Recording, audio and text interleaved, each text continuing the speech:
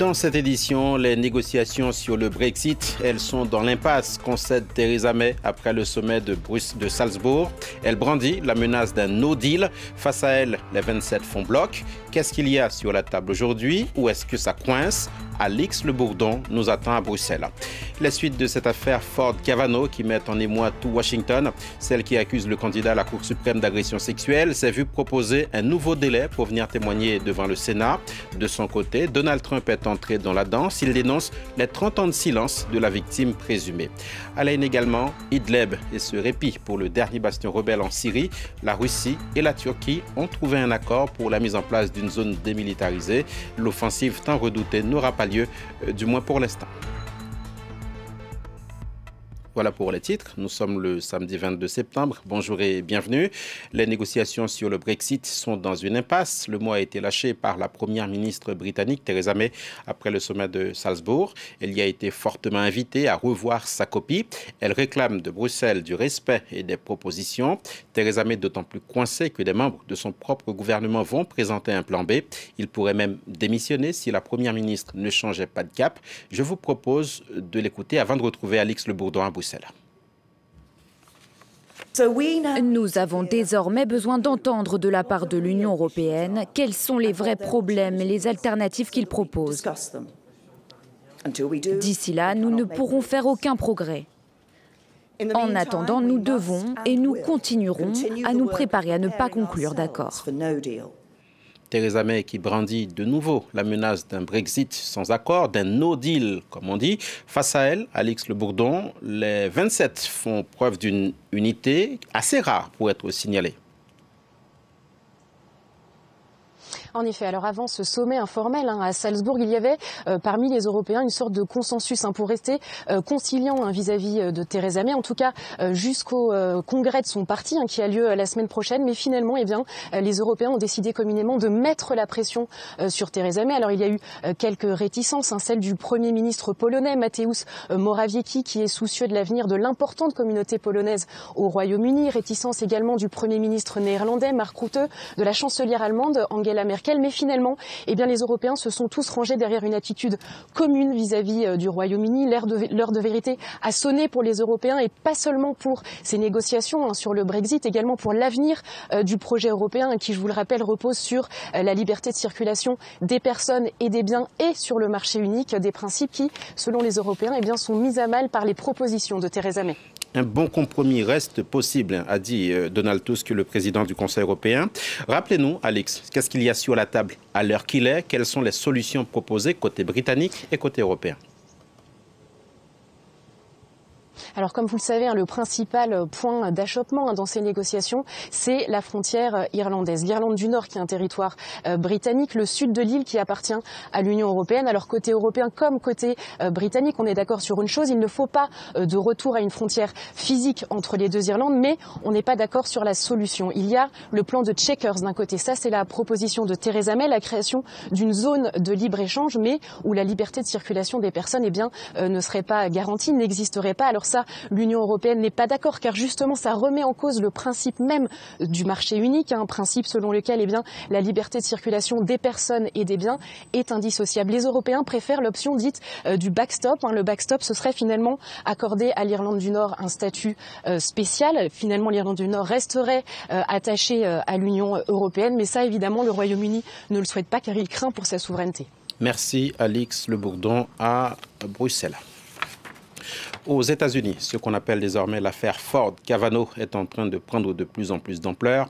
Tout dernier développement, l'éruption dans le débat de Donald Trump. Le président américain attaque frontalement l'accusatrice du juge Brett Kavanaugh. Dans le même temps, Christine Blasey Ford s'est vue proposer un nouveau délai pour témoigner devant le Sénat. Explication, Steve Jourdain. Quand et dans quelles conditions ? Les détails de l'audition de l'accusatrice du juge Brett Kavanaugh sont toujours flous. S'ils font l'objet d'un bras de fer, c'est que la question est éminemment politique. Les républicains veulent aller vite et confirmer la nomination de Kavanaugh à la Cour suprême avant les législatives de novembre. Donald Trump met tout son poids dans la balance. Dans un tweet, le président s'est attaqué frontalement à la plaignante. Si les attaques avaient été aussi graves que ce que dit Christine Blasey Ford, il y aurait eu une plainte de sa part ou de ses parents aimants. Je demande qu'elle présente cette plainte pour que nous apprenions la date, l'heure et le lieu des faits présumés. Une attaque qui en a indigné beaucoup à Washington et jusque dans les rangs républicains, alors même que la majorité du président au Sénat ne tient qu'à un fil. Cette déclaration n'était pas appropriée.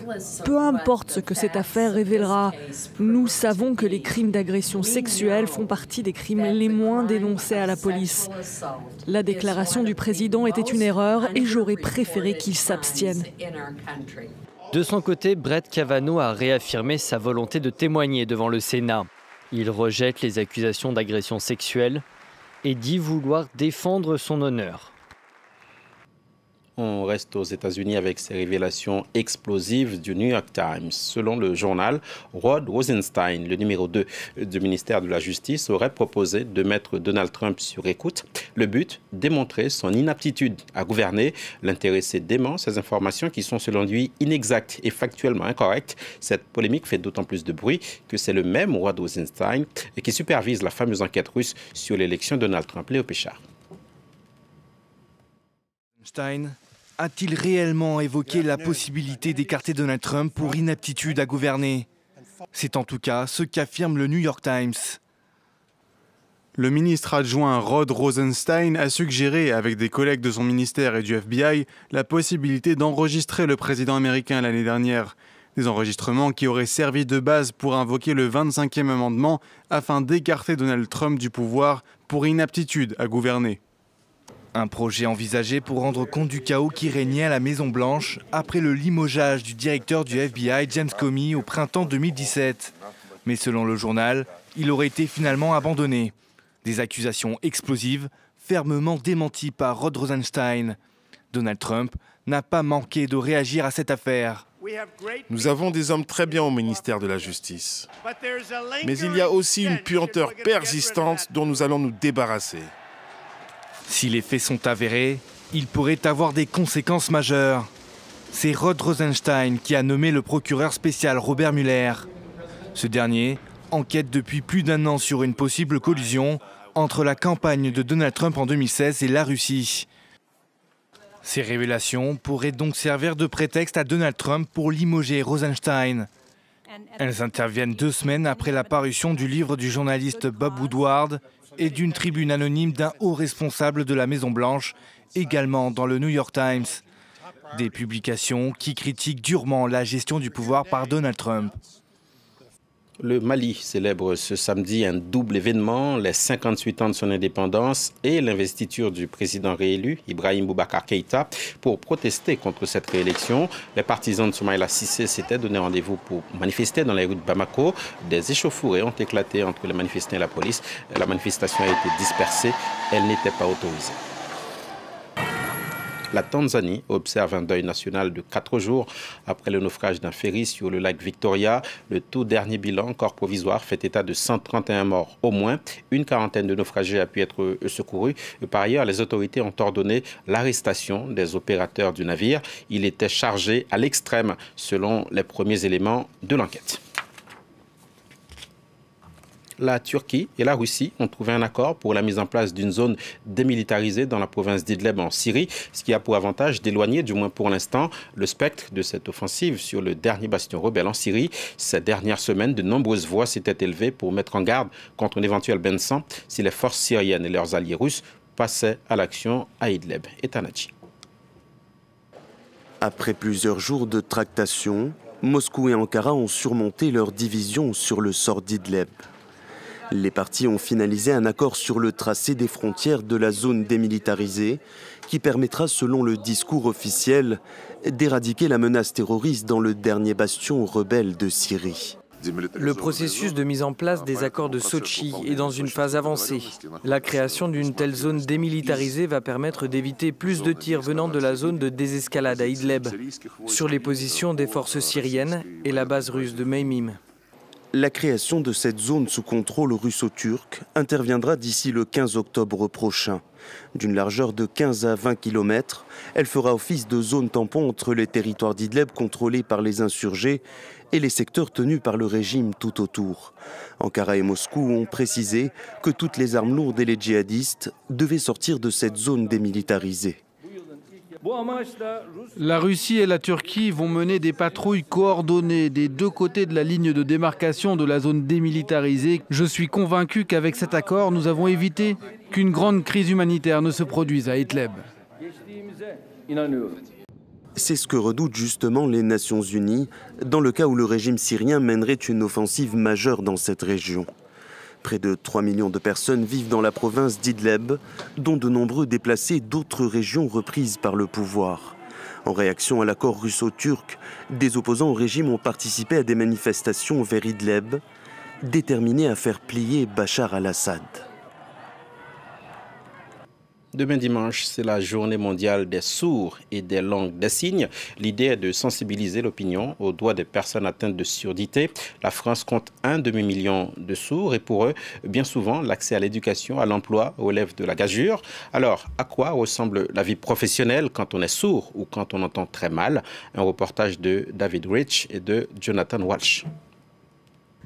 Oui, alors il y a Pascal que j'ai contacté directement par mail récemment, le 12 septembre. Réunion hebdomadaire pour Julien. Ce jeune comptable est sourd. Pour communiquer, il est accompagné de son interprète. Il y a une erreur de compte. Julien a intégré cette grande banque à la Défense il y a 7 ans. Seul sourd au sein de son équipe, il a su trouver sa place. Très honnêtement, il n'y a pas eu de soucis, parce que chaque fois qu'il y a un problème, de toute façon, on peut trouver une solution. Ici, on a mis en place des sensibilisations autour de la surdité. Il y a également eu des cours de langue des signes qui ont été donnés pour ceux qui s'intéressaient. Pour faciliter la communication au quotidien, le téléphone de Julien est relié à une plateforme d'interprètes qui traduisent en direct ses conversations. Un système efficace mais coûteux pour les entreprises. Aujourd'hui, de nouveaux moyens technologiques plus accessibles voient le jour. Bonjour Olivier, je voudrais prendre rendez-vous aujourd'hui à 13h30 pour pouvoir discuter avec vous et faire une interview pour la chaîne de télévision France 24. En 2016, Olivier a lancé une application gratuite pour permettre aux sourds de téléphoner. Une petite révolution qui rencontre un succès grandissant. Aujourd'hui, nous avons pas mal d'entreprises parmi nos clients. Nous avons des gens qui nous contactent, qui disent voilà, je travaille dans telle boîte, j'aimerais pouvoir être autonome en téléphonie. Et ils utilisent notre application pour ça. Les avancées technologiques jouent un rôle majeur, mais la culture sourde reste largement méconnue. Au cœur de Paris, ce théâtre milite pour une meilleure intégration de la communauté sourde. Il propose des pièces visuelles et bilingues, accessibles à tous, ainsi que des ateliers pour combattre l'exclusion. On considère qu'en France, la langue des signes n'a pas sa place légitime. Pour qu'un sourd ait une place de citoyen à part entière, il faut qu'il ait un accès total et gratuit à la formation et à l'éducation. Donc avec IVT, on travaille à faire connaître la langue des signes et à la faire rayonner. D'après les associations, 30% de la population sourde est toujours exclue du monde du travail, soit 3 fois plus que le taux national. Et pour finir, voyez ces images qui mécontenteront peut-être les amateurs de Rembrandt, mais qui feront le bonheur des fans de l'intelligence artificielle. Voyez ces copies de tableaux du maître hollandais, copies réalisées par une machine. Ici, le portrait d'Edmond de Bellamy. Aux uns et aux autres de juger le talent du robot. L'exploit technique est notable de toute façon. Une équipe d'ingénieurs français en est à l'origine. Ce tableau pourrait même être vendu aux enchères. Fin de cette édition. Merci de votre fidélité à nos chaînes.